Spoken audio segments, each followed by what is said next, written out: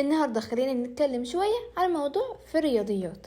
أحيانا بنحتاج إن احنا نكون عارفين قيم ساين وكوزاين وتان لبعض الزوايا، وده عشان نقدر نحل مسائل زي دي ودي. فنعرفهم ازاي بقى؟ احنا عندنا طريقتين. الطريقة الأولى وهي ان احنا نحاول نحفظهم، زي مثلا ان احنا عندنا هنا ساين 30 قيمتها نص، وقيمة ساين 30 نفسها هي نفس قيمة كوزاين 60 اللي هي نص برضو.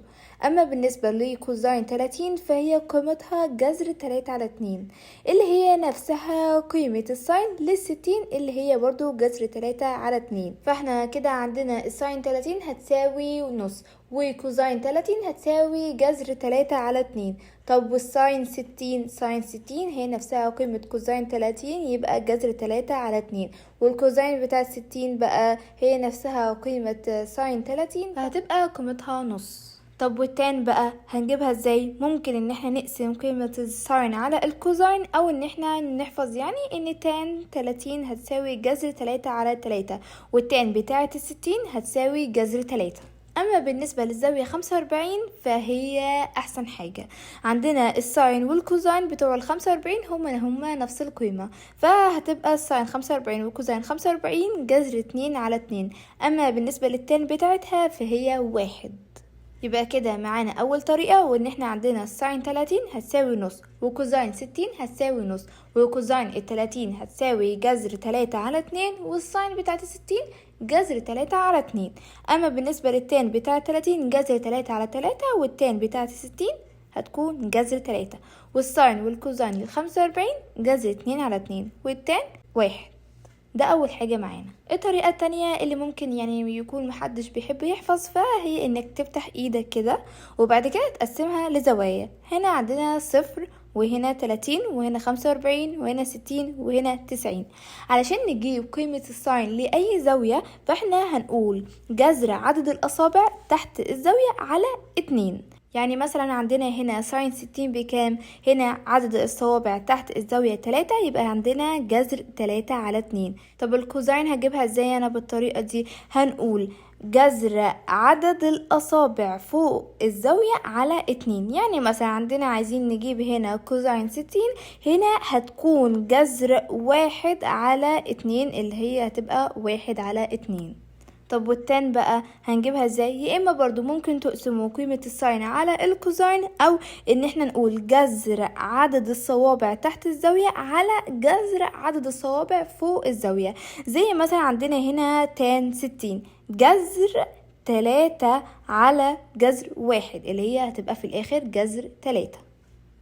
طيب خلينا نراجع الطريقة التانية تاني اللي هي طريقة الصوابع. خلينا نجرب نجيب قيمة ساين 30. يبقى عندنا جذر عدد الأصابع تحت الزاوية جذر 1 على 2 هتبقى 1 على 2. طب نجيب كوزاين 30 جذر عدد الأصابع فوق الزاوية يبقى جذر 3 على 2. طب التان بتاع 30 هنجيب جذر عدد الصوابع تحت الزاوية اللي هي جذر 1 على فوق الزاوية اللي هي جذر 3، يبقى اللي هي جذر 1 على 3 اللي هي في الآخر هتبقى جذر 3 على 3. طيب هيكون بعد كده فاضل لنا ان احنا نجيب قيمة زوايا مشهورة تانية زي 180 وال270 و360.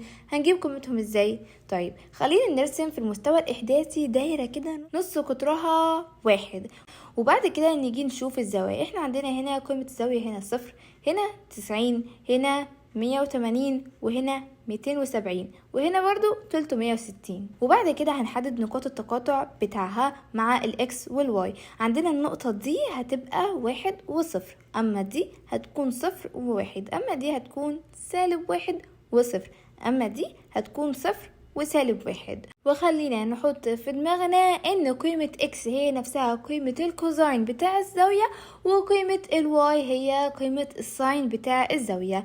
يعني احنا عندنا هنا مثلا عايزين نجيب قيمة كوزاين 90، هنروح هنا هنلاقي هنا اكس هي نفسها قيمة كوزاين، فكوزاين 90 هتساوي 0. طب عايزين هنا نجيب قيمة ساين 270، هنروح هنلاقي الساين بتاع 270 هتساوي -1.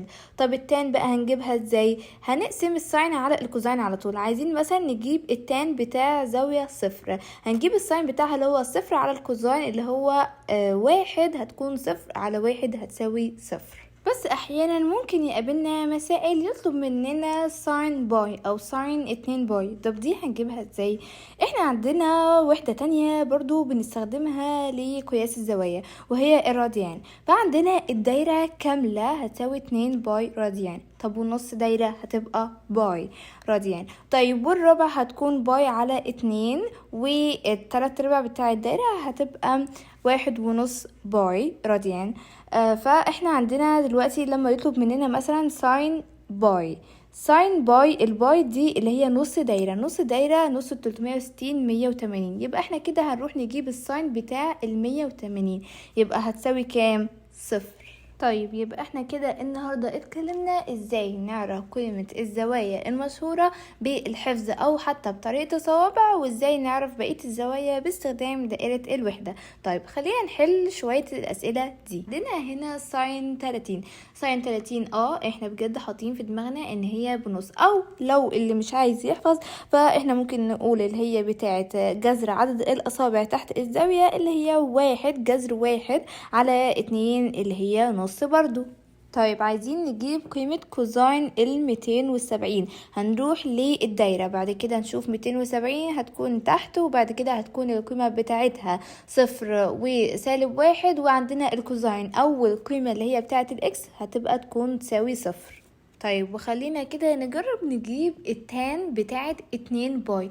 2 باي صح، احنا قلنا ان هي الدايرة كاملة اللي هي 360 درجة. طب خلينا نروح نشوف ال 360. عندنا هنجيب بتاعتنا الساين على الكوزاين، فالساين بتاعنا صفر على الكوزاين اللي هو 1، صفر على 1 هتساوي صفر. يبقى التان بتاع 2 باي هي نفسها التان بتاع 360 اللي هي هتساوي صفر. وبس كده.